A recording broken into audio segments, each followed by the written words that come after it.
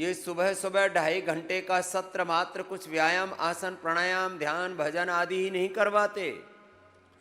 एक एक योग के विधि विधान को मैं एक एक थेरापी कहूं। Bhastrika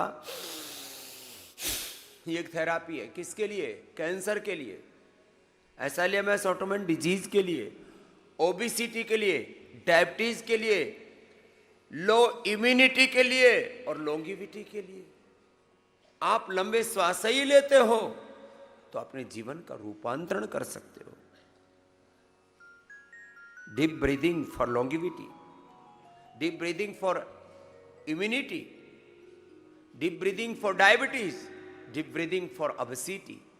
bhastrika for cancer. Cancer cells cannot thrive in an oxygenated environment.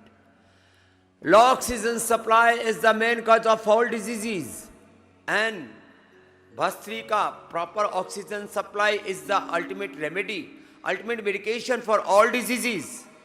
तो एक एक योग के विधि विधान को ऐसे समझना। ये भस्त्रिका एक थेरापी है, प्राण थेरापी, ऑक्सीजन थेरापी, प्राणी की हीलिंग, इसको ऐसे ही समझना। और सरसों का आदान करते हुए ब्रह्म और ब्रह्मांड की सारी दैवी शक्तियों का आदान आप कर रहे हैं। आनो भद्रा कृतवो यंत विश्वता। इस भाव चेतना के साथ भस्त्रिका करना चाहिए। अब हम तो और वेग पूर्वक करते हैं। तो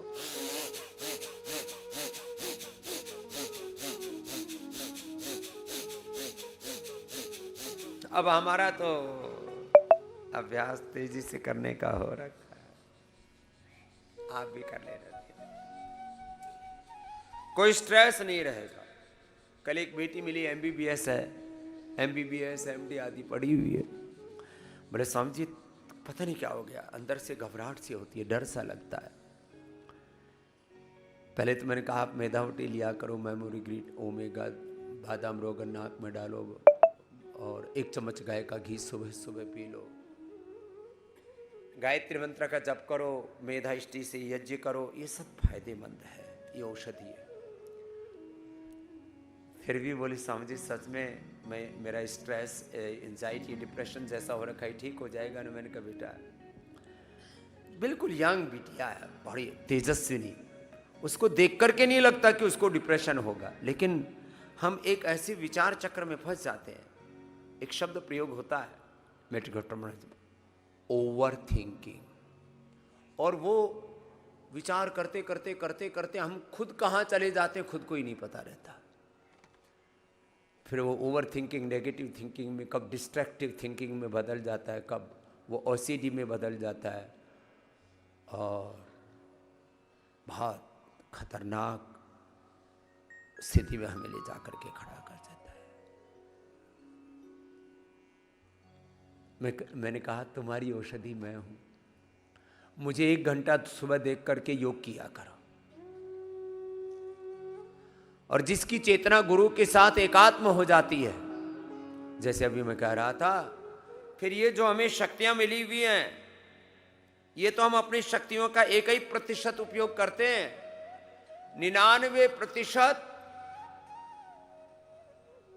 परमात्मा ने हम सब आत्माओं को जो शक्तियां दी हैं, उनका 1% उपयोग कर पाते हैं। जब हम योग करते हैं तो पिंड की और ब्रह्मांड की दैवी शक्तियां और भगवान की